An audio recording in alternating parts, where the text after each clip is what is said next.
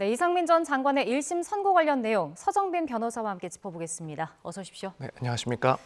네, 앞서 계속 전해드린 것처럼 이 전 장관이 1심에서 징역 7년을 선고받았습니다. 먼저 1심 선고 주문 장면부터 보고 이야기 나눠보도록 하겠습니다.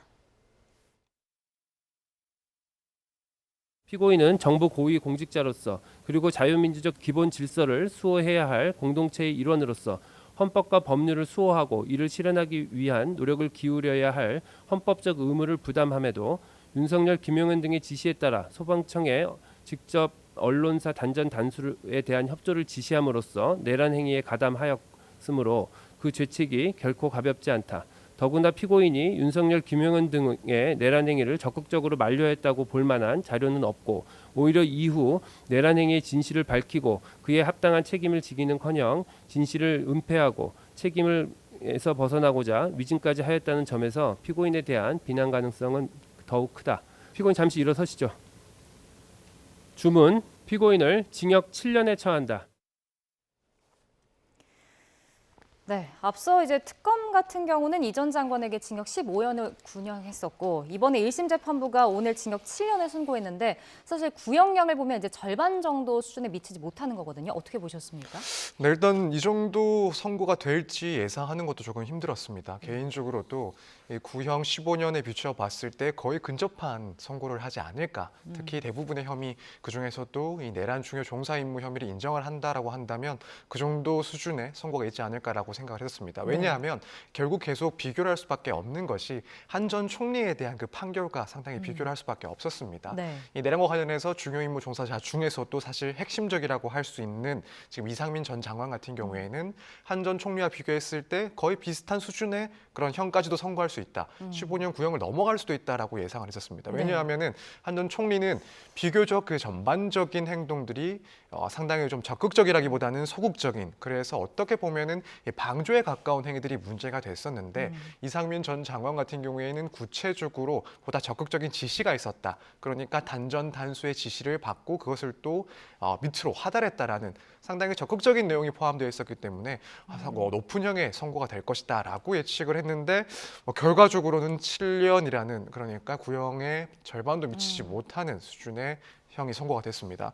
그래서 이 부분은 물론 한덕수 전 총리와의 그런 구체적인 내용에서 차이도 있긴 하겠습니다만 네. 뭐 그런 것들을 감안한다 하더라도 사실은 조금 너무 큰 차이가 발생한 그런 선고가 아닌가 개인적으로 이렇게 생각을 하고 있습니다. 네, 지금 한 전 총리 이야기도 해주셨는데 내란 중요 임무 종사 혐의로 징역 23년을 선고받았었잖아요. 뭐 구체적인 내용의 차이가 있었겠다라고 얘기해 주셨는데 어떤 부분이 차이가 있었길래 이렇게 나온 걸까요? 일단 이해를 해보자고 한다면 결국 가장 큰 차이점은 이 두 사람의 지위 그리고 책임의 크기가 달랐다라고 각 재판부에서는 판단을 했지 않나라는 생각이 듭니다.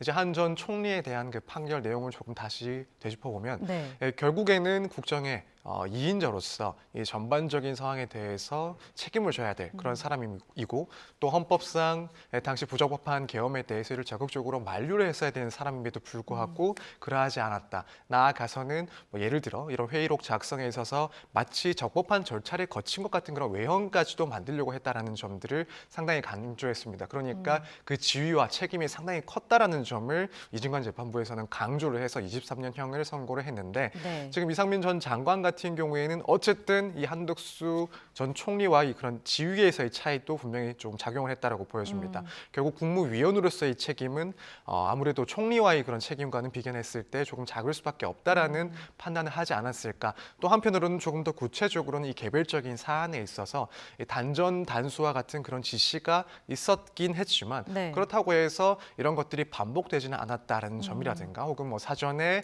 이런 계엄과 관련해서는 인지하지 못했다라는 점 등을 고려해서 결국 7년을 선고했다라는 그런 차이가 있긴 합니다만 다만 이제 이건 어디까지나 결론을 놓고 비교했을 때 이런 점에 있어서 차이가 있었다라고 뒤에 와서 이렇게 해석을 하는 것이고 사실 이런 점들을 충분히 고려한다 하더라도 이 2배 이상, 뭐 3배 이상 이런 차이가 날 수가 있을까에 대해서는 개인적으로는 상당히 좀 의문을 가지고 있긴 합니다.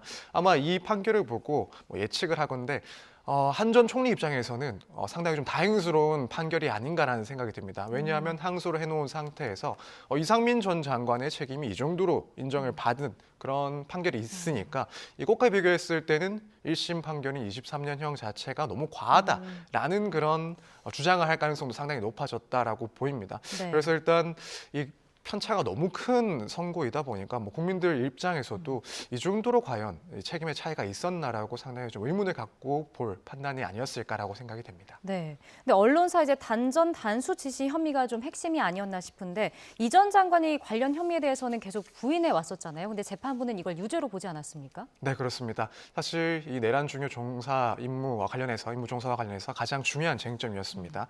결국 당시에는 단전 그리고 단수 지시가 있었는지 여기에 대해서 이상민 전 장관은 부인을 해 왔었는데 핵심적으로 이제 판단에 영향을 미쳤던 것은 결국 이 대통령실의 CCTV 그리고 이 소방청장의 진술 혹은 그 밖에 소방 관계자들의 진술이었다라고 생각이 됩니다. 네. 일단 대통령실의 CCTV 영상을 비춰봤을 때 결국 이상민 전 장관이 계속해서 이 품속에서 관련 문건들을 꺼내고 확인을 하는 장면들이 여러 번 포착이 됐고 또 이걸 기초로 해서 한덕수 전 총리 등과 이야기를 나누는 모습 등이 상당히 중요하게 작용을 했던 것 같습니다. 네. 거기다가 이 소방청장 역시 법정에서의 증언, 그러니까 이상민 전 장관으로부터 연락이 와서 단전 단수와 같은 이야기들이 있었다. 그리고 구체적으로 이 언론사들 그리고 여론조사 기관들을 언급을 했고 너무 빨리 이야기를 하는 바람에 본인이 또 되묻거나 혹은 되뇌기도 했다라는 그런 구체적인 진술이 나왔기 때문에 네. 결국 이 부분에 대해서는 단전 단수 지시가 있었다라고 판단을 했습니다.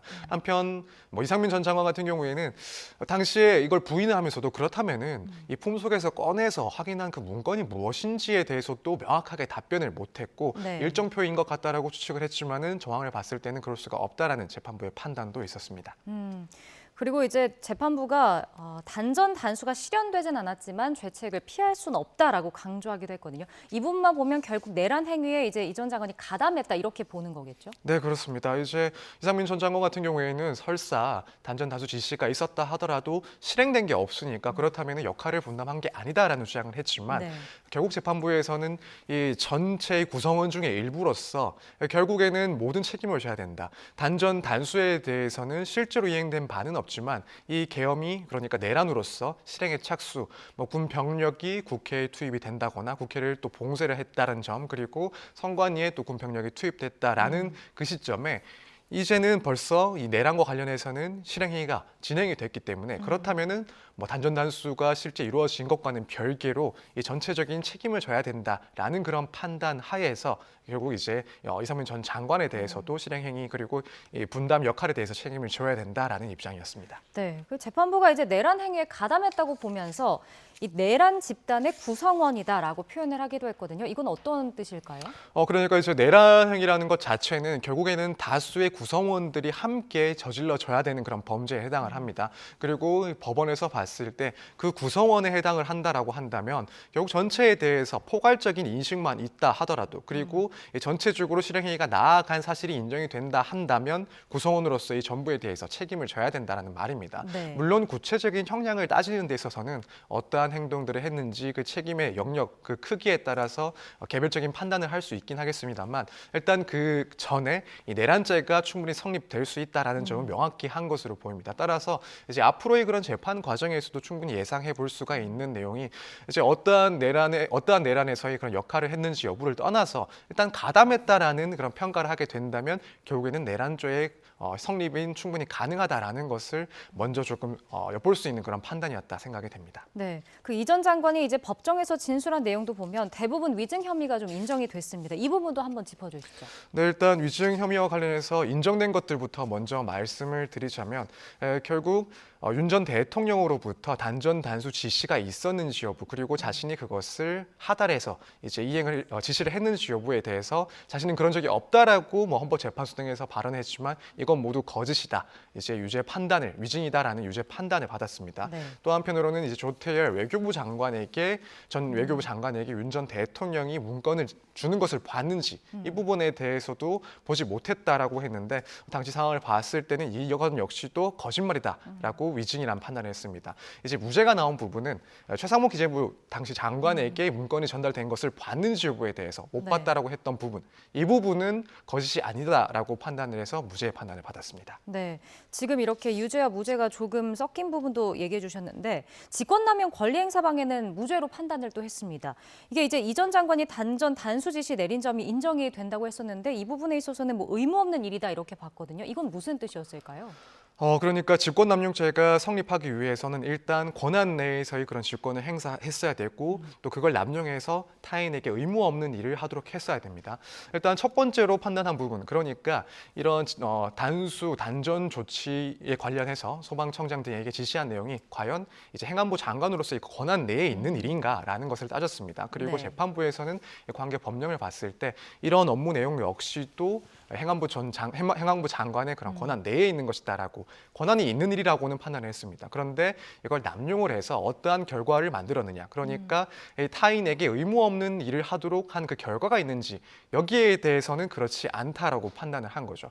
재판부 입장에서는 이후에 이런 지시사항들이 하달된 내용들을 봤을 때 결국 네. 이 소방청의 일선에게 전달된 내용은 구체적으로 뭐 단전, 단수의 지시에 대해서 구체적인 업무 내용이 전달된 것이 아니라 경찰의 협조가 있을 때는 여기에 응하라라는 상당히 일반적인 그런 내용들이 전달됐기 때문에 네. 그렇다면은 이 결과가 발생하기에는 너무 지나치게 추상적으로 전달이 됐다라고 판단을 한 겁니다.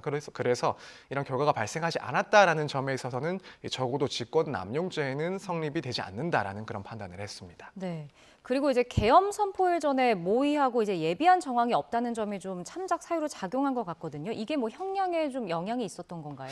우선 이번 재판부에서는 사전에 모의에 참여하지 않았다라는 점을 형을 선고하는 데 있어서도 이제 이상민 전 장관에게는 유리하게 판단해 주었습니다. 네. 다만 이제 이 부분이 앞으로도 유지가 될 것인지 여기에 대해서는 의문이 있는 부분이긴 합니다.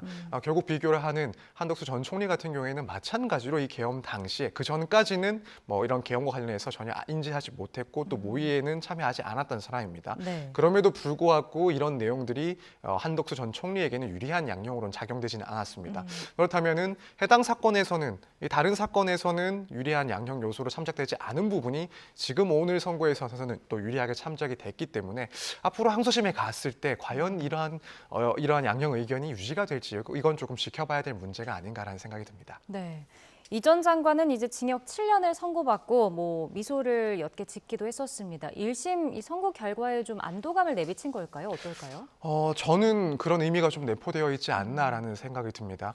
사실 선고가 되기 전까지 그러니까 주문이 선고되기 전까지 내용들을 봤을 때는 상당히 긴장을 할 수밖에 없는 그런 시간들이었습니다. 네. 특히나 열심히 다투어 봤지만은 이 내란 혐의와 관련해서는 구체적인 내용 등을 들어서 상당히 이제 엄격하게 판단을 한 끝에 유죄가 인정이 됐었고 또 나아가서는 양형을 정하는 데 있어서도 이상민 전 장관에게는 상당히 불리한 그런 내용들이 많이 언급이 됐었습니다. 네. 특히 이상민 전 장관 같은 경우에는 지난번 최후 진술 과정에서 자신의 그런 공직 생활들을 비추어 봤을 때 내가 이런 내란에 인식을 하고 가담을 했을 리가 없다라는 그런 주장을 했지만은 오히려 이제 이번 양형을 이유를 설명하는 과정에서는 판사 생활이 충분히 있었고 다른 일반적인 평균적인 법 감정을 가지고 있는 그런 사람들이 비추어 봤을 때는 충분히 내란죄라는 것을 인식할 수 있었을 것이다라고 해서 비판적인 그런 이야기들이 나오고 있던 상황이었기 때문에 네. 주문 선고하기 직전까지는 크게 걱정을 하지 않았을까.